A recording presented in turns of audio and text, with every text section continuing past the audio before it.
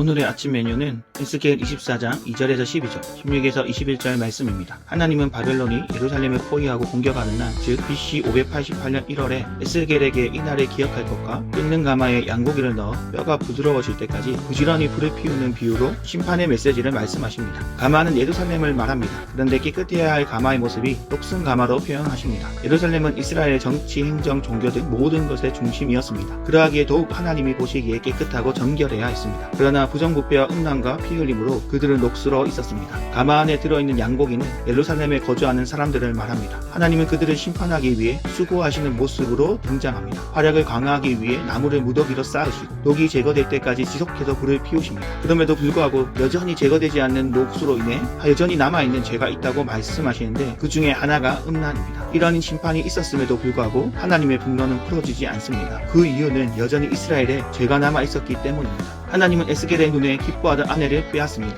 그리고 아무런 애도의 표시를 하지 말라고 하십니다. 에스겔은 하나님의 말씀에 순종합니다. 이 모습을 본 이스라엘 백성들은 그 행동이 뜻하는 바가 무엇인지 묻습니다. 예루살렘에 있는 성전은 이스라엘에게 영광이요 기쁨이었지만 하나님은 그것을 더럽히고 멸망시킬 것이라고 말씀하십니다. 그러하기에 너희들도 에스겔처럼 어떠한 애도의 표시를 하지 말라고 말씀하고 계신 것입니다. 이 말씀들을 통해 알 수 있는 것은 하나님의 모습은 공의로우시며 결코 죄를 용납하지 않으신다는 것입니다. 그러하기에 자신의 백성을 죄로부터 깨끗하기 위해 수고를 마다하지 않으십니다. 그 하나님의 열심의 결정판이 예수 그리스도가 십자가에 못 박혀 죽으시고 사흘 만에 부활하심으로 우리의 모든 죄를 단번에 깨끗하게 하신 것입니다. 이로 인해 예수 그리스도를 믿고 받아들인 자들은 이전에는 진노의 자녀였으나 이제는 의의 자녀라고 말씀하고 계십니다. 또한 하나님의 말씀을 전하는 자는 기계처럼 전달하는 자가 아니라 자신의 삶으로 증명함으로 보여줘야 합니다. 아무리 비극적인 상황에서도 순종하며 나아갈 수 있는 용기와 인내가 있어야 함을 알게 됩니다. 결론 질문입니다. 나와 우리 사회 가운데 뿌리 깊이 박혀있는 죄가 무엇인지 고민해 보시기 바랍니다. 또한 아무리 힘들고 어려운 상황에서도